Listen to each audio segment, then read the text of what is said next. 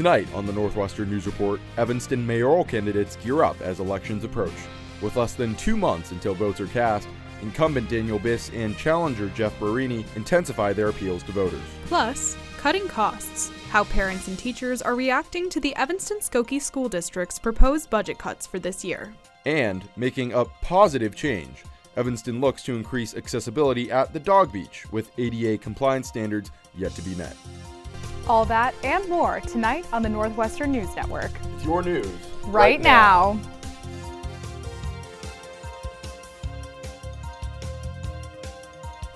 Good evening and welcome to the Northwestern News Report, live from our studios in Evanston, Illinois. I'm Allison Miller. And I'm Lance Wilhelm. Let's dive right into tonight's top stories.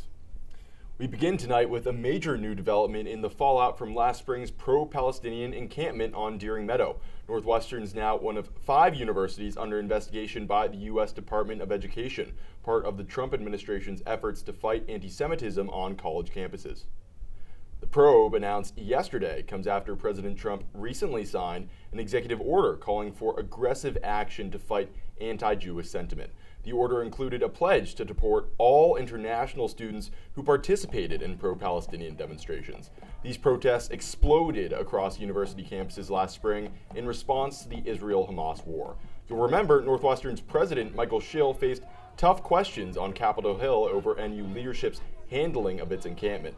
The other universities targeted by the Department of Education are Columbia University, University of California, Berkeley, Portland State University in Oregon, and the University of Minnesota, Twin Cities. Northwestern released a statement acknowledging they received notice of the investigation and saying they intend to fully comply with federal investigations. Evanston's elections are less than 2 months away, and the 2 candidates for mayor are ramping up their campaigns. NNN's Mila Branson has more on how incumbent Daniel Biss made his opening pitch to voters last week. I'm here at Double Clutch Brewing Company, where crowds of supporters have gathered behind me to officially launch Mayor Biss's 2025 re-election campaign. I'm honored to have so many friends and supporters and so much energy in the room. Biss was first elected as mayor in 2021. Before that, he served as an Illinois state representative and senator. He also ran unsuccessfully for governor in 2018. He knows who to talk to at the state. He knows who to talk to at the federal level. That sort of knowledge is invaluable. Speaking to a packed crowd, Biss expressed concern over Trump administration policies, but promised to continue progressive action if reelected. We have no choice but to stand up and be brave and be courageous and to fight. Among the guests were U.S. Representative Jan Schakowsky and former Councilmember Robin Rue Simmons. My public support for my friend, our Mayor Daniel Biss. Biss is facing off against Jeffrey Barini. The former board president of the nonprofit Arts for Life launched his campaign on January 17th. My observations, Evanston, expects and deserves transparent leadership, and we weren't getting enough of that. And so I decided I had to run. The Most Livable City Association, a group that opposed Mayor Biss's support of the Ryan Field project, has endorsed Barini, who feels Evanston got the raw end of the deal struck with Northwestern over the new stadium. And we had a very strong hand of our own in terms of negotiation, and I believe we squandered that nearly completely. Even with the competition, Biss's supporters seem unfazed. He's clearly the best choice for the city. He's done great things, and I think he'll be doing great things in the future, too. Biss says his launch party marks the start of more work to come. I'm honored by the support. I feel like my responsibility is to go out and earn every single vote. Reporting in Evanston, Mila Branson, Northwestern News Network. NNN will continue to cover the race for mayor as it develops. Stay tuned for our Evanston's election special on March 4th. Here on campus, the Associated Student Government is holding its presidential elections later this week. But first, the candidates will take part in a debate moderated by the Daily and NNN tomorrow night. Lance, you're one of the moderators. Why is the debate such a crucial part of the election cycle? Yeah, that's right, Allison. Well, a lot of people know ASG from its budgetary power, and that is a big role that ASG plays. It's responsible for allocating around $2.8 million annually to Northwestern clubs and organizations. That's a big number, but that's just one of ASG's many roles. One of its other responsibilities that's become increasingly important during this tumultuous year, as we talked about a little bit earlier in the show, is as chief liaison to Northwestern administrators, representing the views of the student body. And That's especially true when it comes to some of the more controversial policies that Northwestern's administration has introduced over this past year, specifically when it comes to demonstration policies. So there's plenty to talk about tomorrow, and we hope you'll join us. The debate begins at 5 p.m. tomorrow and will be streamed on NNN's YouTube page. Thanks, Lance. A local school district is making plans to cut funds this upcoming year, leaving families in limbo as they worry about decreased access to essential education services. NNN's Philip Lamb has more on the community's concerns. Community members of Evanston Skokie School District 65 gathered last week to listen in on proposed budget cuts. Parents and teachers took to the podium to voice concerns that these cuts could impact their children's education. See, these proposed cuts specifically to that general education transportation will unfortunately cause the very opportunity gap that Preschool for All was specifically designed to ameliorate. The meeting follows the district's need to offset an over $13 million deficit. But board members say they aren't yet sure how the reduced spending will affect the district. The impact you cannot fully understand until a scenario is approved and the implementation is underway. Despite uncertainty, the district has promised to keep certain programs. We removed no preschool transportation reductions. Listen to the parents and the concerns of the community. Still, others worry budget cuts might hamper access to other critical daycare services like summer camp. Working sometimes long hours, and we don't have family nearby. But with over $1 million slated to be cut from summer learning, a crucial lifeline may be out of reach for families who need it most. My child always safe, happy, and fed. In the meantime, the district is focused on preserving critical investments while acknowledging its shortfalls. Yes, there's a lot of work to do. There are still students we can serve better. The district says reductions must be made by July 1st, the start of the next fiscal year. Reporting in Evanston, Philip Lamb, Northwestern News Network. The district will continue its discussions at upcoming committee meetings. We'll continue to provide updates as the situation evolves. And it has been following along the past couple of weeks as Evanston officials fight new deportation efforts under the Trump administration. Local religious leaders added to that effort last week, declaring Lake Street Church here in Evanston as a public sanctuary for immigrants fearing deportation. The church will provide short-term shelter for those in need, with senior minister the Reverend Michael Wolf pledging to use all available resources to protect immigrants, regardless of their documentation status. ICE is in Chicago now, and I have a message for them. We will not be silenced, and we are brave enough to meet this moment. We'll keep you updated as the battle over immigration in Evanston continues. Just south of campus, cold temperatures at Evanston's Dog Beach leave the shoreline littered with ice. But discussions are heating up inside the City Council's chambers over what to do about making sure the space is ADA compliant. I fetched the news on increasing access for furry friends. Travis being happy and he likes help. To get to the Evanston Dog Beach, John Ritter drives his mobility scooter, or his car, but he says he struggles making the trek from the handicap parking spaces to the entrance. I can make it. It's a little painful and challenging on the knees. Although Ritter can walk, many other residents can't. After an uneven curb and this gated doorway, they then have to walk down this ramp, which is extremely steep, has a few cracks, and is covered in sand. Evanston's Dog Beach opened in October of 2022. After over a dozen stakeholder meetings and city council discussions, the beach is still not compliant with the Americans with Disabilities Act. This has been going on too long. The current sole source proposal would move the Dog Beach entrance to the same one Clark Street beachgoers use. But critics say the proposal is full of design flaws, from distant parking to a long boardwalk and even the combined entrance itself. There could be dogs and stairs and scooters and walkers and wheelchairs all meeting right here trying to get into the new entrance. Well, that seems foolish. Many council members also aren't satisfied with the existing plan. In a 5-4 vote last week, the city adopted Councilmember Claire Kelly's proposal to contract with another firm to explore shorter options. What I'm concerned about is forcing our mobility challenged people to make an incredibly long walk when it really doesn't seem like that has to be that way. Advocates hope that with more plans on the table from local firm GEI Consultants, a simpler, cheaper, and more accessible solution can be found. Let's bring in a local engineer who really loves this lake, who understands the community, and let's do it right. Although the City Council is still unsure of an exact timeline for the project to be complete, Councilmember Kelly hopes the new proposals can speed up the process and get construction finished by this summer. After the break, we say goodbye to an Evanston oddity that has entertained the masses for generations. Back in 2 minutes.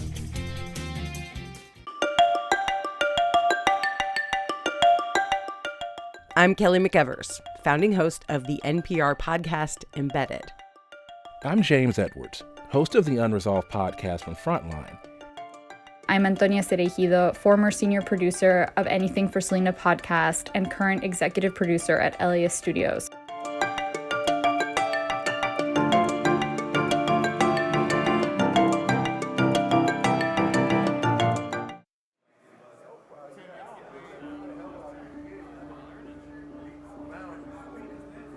My narrative, since I've been locked up and kind of made my transition, has been like redemption, accountability.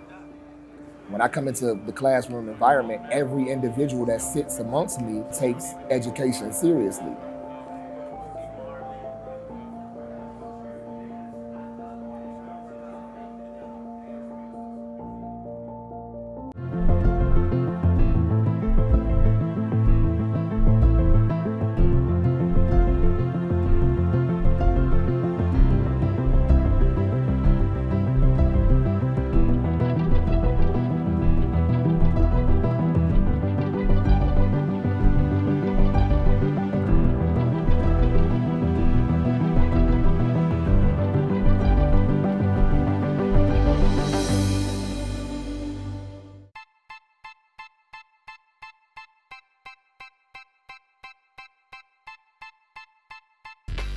My relationship with Giannis is unique. We're from the same country, we're from the same city. Being a Northwestern alum, I think, has tremendous advantages in the sports industry. To me, that community, it's been with me for 20 plus years.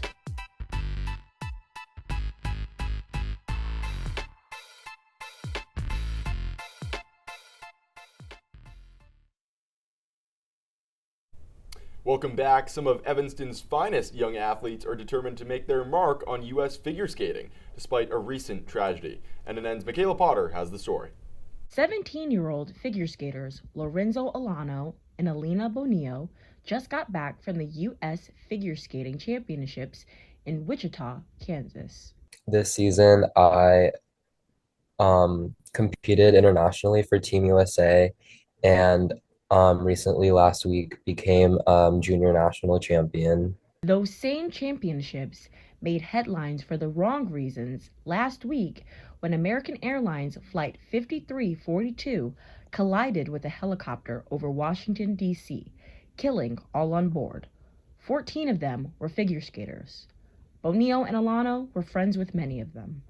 I leave for the Netherlands in 8 days for a competition, and I'm flying, so it's a little scary, but there's no other way I can get there. Despite the tragedy, the work continues. And then I'll go home, get ready to come to the rink again from 2:30 to 5, 6, 7, or 8. The skaters train here in Evanston and understand that mental breaks are just as important as physical ones. I've been trying to work on that though, fully recovering each day, so that burnout doesn't happen. Last year, I really felt that after nationals, and I took a month off from skating, and that definitely helped me. Even with the emotional toll of the collision, the skaters still have a desire to compete to perfection. I plan to keep skating and doing it in honor of them, and learning new things, trying new things in honor of them, and practicing and thinking about them constantly, and them just always being in my mind. Ilano's loved ones are his biggest supporters as they cheer him on from the sidelines. Michaela Potter, Northwestern News Network. Michaela, thank you. Nearly half of the passengers on board American Airlines Flight 5342 were part of the figure skating community. The cause of the crash is still under investigation.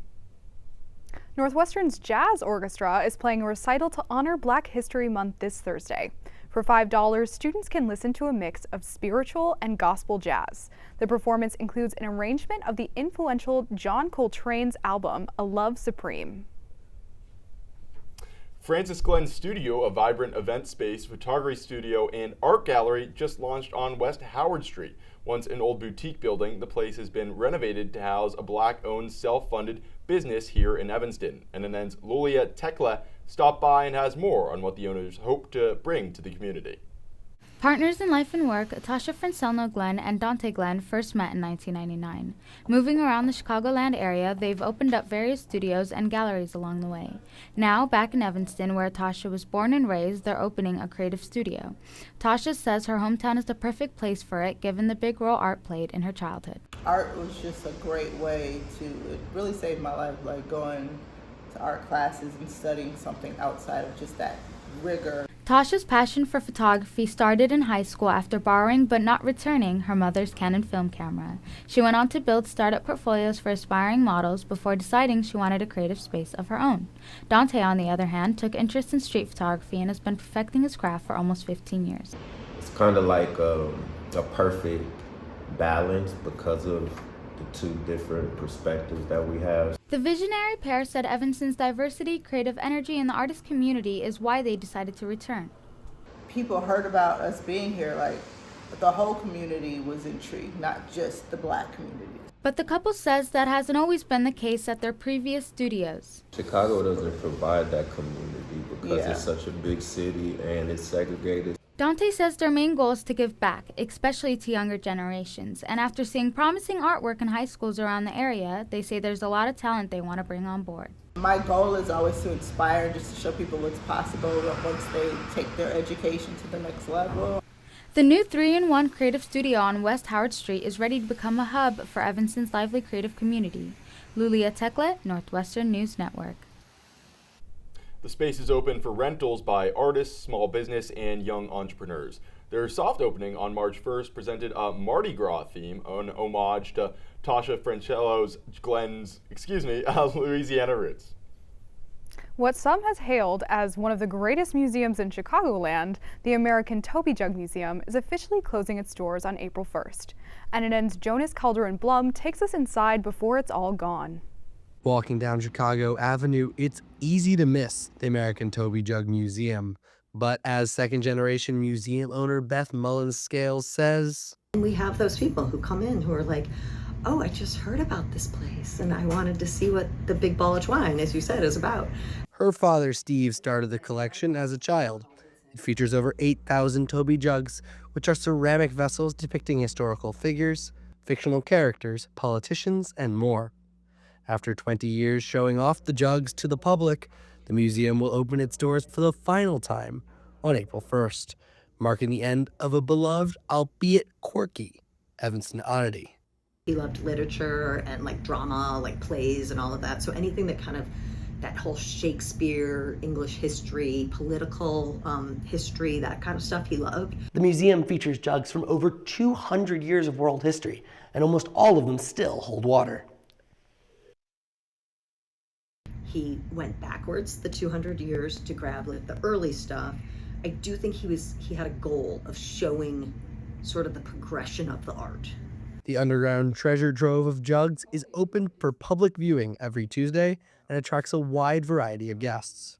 But then there's people who come in and love glazes, and they love art, or they love France, or they love antiques, or they love Winston Churchill. Along with viewing the jugs, visitors can now purchase a Toby as a souvenir, a new perk from the closure. Right now, our goal is to get as many people in here as possible because that's what my dad liked. On the main Dempster Mile, Jonas Calderon-Blum, Northwestern News Network. Thanks, Jonas. It's too bad it's closing so soon. I'll have to check it out. And now it's time for some sports. Northwestern's men's basketball was dealt a devastating blow over the weekend. Head coach Chris Collins announced star Brooks Barnheiser will miss the rest of the season with a foot injury. He's not going to be with us the rest of the year. It's the right decision, but he left it all out there. You know, and I'm sorry I'm getting emotional, but I love that kid. And to not see him be able to get out there today, just sucks. But we're going to play our butts off for him, and he's going to be better for it. Now, since Barnheiser is a senior, this injury means his NU career is over. A key part of the Cats' back-to-back runs to the NCAA tournament, Barnheiser averaged 11.1 points and 6.1 rebounds across his 96 games in purple and white. The senior was putting up career numbers this year, racking up 7 straight double-doubles midway through the season. While Barnheiser's injury is likely the nail in the coffin for Northwestern's March Madness hopes, there are still spring sports to look forward to. Lacrosse kicks off its 2025 campaign on Friday at home against Notre Dame. The Lake Show enters the season ranked number 2 in the nation. Meanwhile, Northwestern softball heads to Clearwater, Florida, where they'll battle 5 opponents over the weekend. Baseball will be back in action next week, opening its season against Long Beach State on Valentine's Day. After the break, love is in the air and the arts. See how young artists in Evanston are crafting a colorful start to the season. Stay tuned.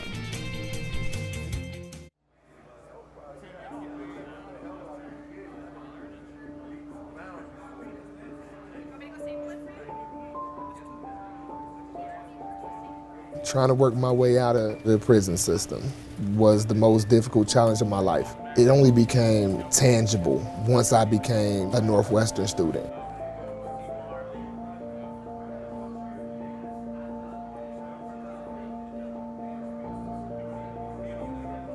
One, two, three, four.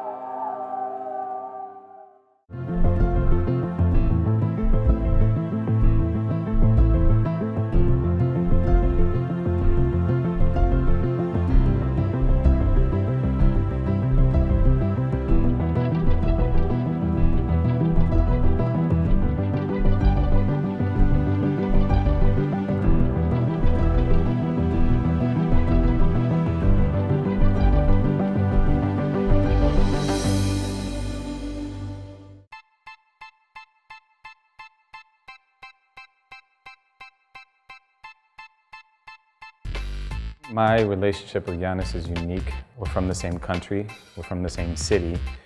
Being a Northwestern alum, I think, has tremendous advantages in the sports industry. To me, that community, it's been with me for 20 plus years.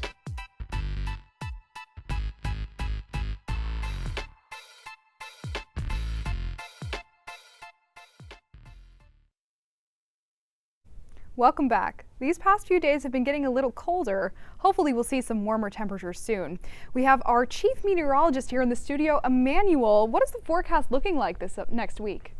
I hate to tell you this, but I fear we are looking at an icy forecast ahead. Right now we are under a high pressure system bringing a fresh breeze from the east. We're forecasting skies a quiet night ahead, but that will change in the near future. Currently, we have cloudy skies with temperatures being at 26 degrees. Temperatures remain steady in the upper 20s as we head into the night, but noticing we are under a winter weather advisory. Locally, our temperatures remain the same. It is noticeably a bit warmer by the lake because of the winds from the high pressure system. It is 26 in Evanston, 25 in Skokie, 23 at O'Hare Airport, 26 in downtown Chicago, and 26 at Midway Airport. So we are under a winter weather advisory. You may ask, what does that mean? That means we should prepare and expect for snowy and cold conditions in our forecasts. This advisory is in effect until 6 a.m. Thursday. These icy conditions will start in our area at 3 p.m. tomorrow. Looking from 6 to 2 p.m., 6 a.m. to 2 p.m., the snow will start creeping down into Evanston, and then the 2 p.m. to 6 p.m., the temperatures will increase, causing this rain-snow line to go up north. And then by 6 to 12 a.m., going into Thursday morning, this will impact our evening commute. We will have a full-blown ice storm by Thursday morning. Onto our 5-day forecast. We have highs of 31 on Wednesday with the lingering threat of freezing rain into Thursday morning with a high of 39. And for the rest of Thursday, we are looking at cloudy skies with windy conditions. Friday, we are looking at a high of 29 with a brief break from the wintry weather. And on to Saturday, we are looking at snowy conditions with a high of 31. And then on Sunday, we are looking at a bit of cloudier skies with some sun peeking through with a high of 28. That is it for tonight's forecast. Stay warm and stay safe. Thanks, Emmanuel. I'm not looking forward to that ice storm, but maybe staying inside will help me focus on my midterms. Valentine's Day is just a few days away, and Evanston is kicking off the month of love with a splash of color. And then's Jason Shing visited the Evanston Art Center to see how some of the city's youngest artists are welcoming the season of love, one bouquet at a time. The Evanston Art Center hosted its Youth Art Open House this Sunday, featuring an array of guided crafts, music, and exhibits. Attendees enjoyed hands-on crafting activities such as bracelet making, flower arrangements, and sketches. It's a precursor to our summer camp program, so parents that might have children that are interested in coming to our summer camps will get a chance to meet some of the teachers from the summer and then also participate in some of the art projects that kids might be doing during the summer programming. The Evanston Art Center says it prides itself in cultivating diverse artistic expression. The organization puts this agenda into action by offering interactive workshops that develop a variety of artistic skills. It's good for younger children to have a variety of ways to learn to be creative. They touch the materials. They have to use glue, or they have to draw with a crayon or a marker. I think it's very important for people to go through to learn. There is a process regardless of what you're doing. Art making is the same. At the open house, members of the Art Center's teen board helped the attendees complete the various crafts. First kid I was working with, he was drawing all these superheroes, but he didn't know the names, how to spell them. So like me being able to be there and say, this is how you spell Superman, or, this is how you spell Blue Beetle, and he could write on his paper and show his parents. And that's a really cool thing. Second kid I was working with, he was like, oh, I can add more and more colors. Like seeing him be like, okay, well, I want to do another one. I want to do another one, add more colors, change the design. I think that just the brain connections going on there are just really cool to see, like at a really young age. Coming spring term, parents and youth attendees will see the Evanston Art Center introduce a new theme and new camps for the summer. In Evanston, Jason Shing, Northwestern News Network. Jason, thank you. A new exhibit featuring art from Indigenous artists has opened at the Block Museum. NNN's Alex Zhang takes us inside and explains how this display is helping preserve history. After 5 years of work behind the scenes, Northwestern's Block Museum recently unveiled a new exhibit. It explores Chicagoland through a new lens of Indigenous experiences and connections. Titled Woven Bean Art for Chicagonak, this exhibit was done in collaboration with 4 Indigenous artists either living in Chicago or from nations who were forcefully displaced from the area. We hope that people will come away from the Woven Being exhibition with a sense of wonder and a sense of surprise about the richness of Indigenous culture and creativity that exists in our region. Jigwaganak has been a center for Indigenous peoples in the past and the present, and it will be in the future. The exhibition features over 80 pieces of artwork from 33 artists who have been active from the mid-20th century up until today. Rather than a project of a single style, curators say the exhibit is a space where the different works come together to bring the exhibit alive. Janet Dees, one of the curators of the exhibition, also visited the gallery and talked with visitors.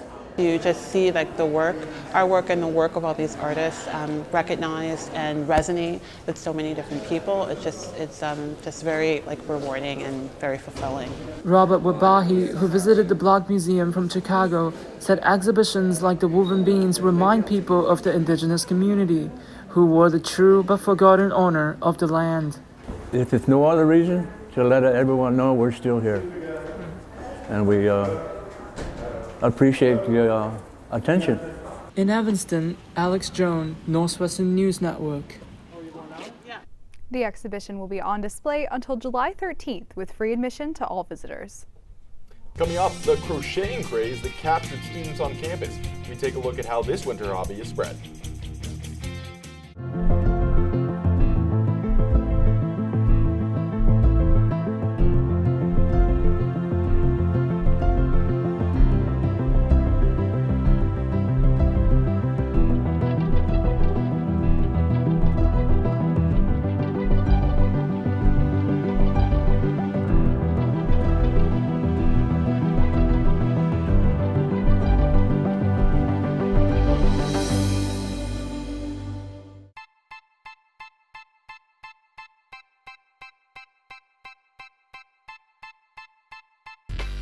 My relationship with Giannis is unique. We're from the same country, we're from the same city.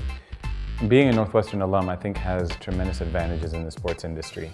To me, that community, it's been with me for 20 plus years.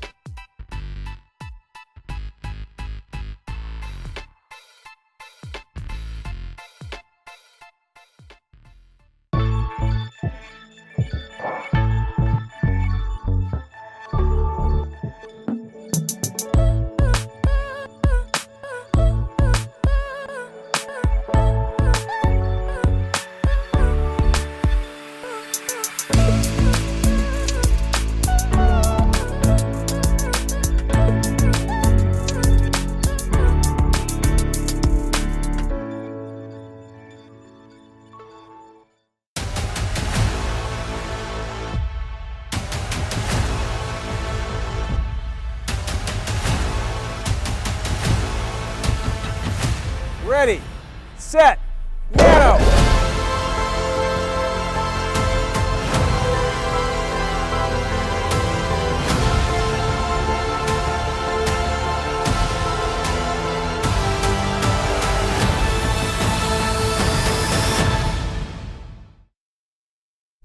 Welcome back. During winter quarter, many students have picked up hobbies to do while staying warm inside. Crocheting has become a popular activity on campus, with students making scarves, bags, and even flower bouquets. NNN's Katarzyna Nguyen spoke with some crocheters on campus to find out what's with this craze. As students gear up for midterms, stress can build up fast. To unwind, South Area hosts Crochet Club, inviting students of all skill levels to crochet in a supportive environment. Crocheters can come in and work on crochet projects like this one with specialized help from Dr. Greenwell. Yamilet Benitez finds having a community of crocheters helpful.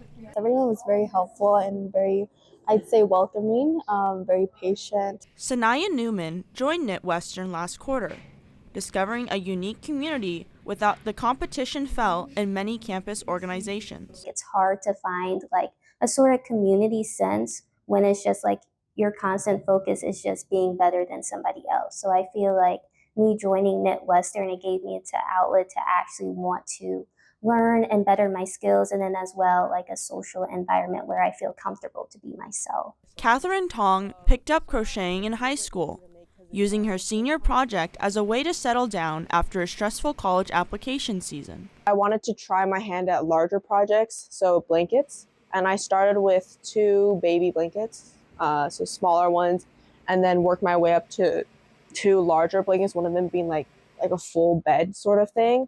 While students have to roll with the wave of deadlines during midterm season, these crocheters hope to improve their skills at their own pace. In Evanston, Katarzyna Nguyen, Northwestern News Network.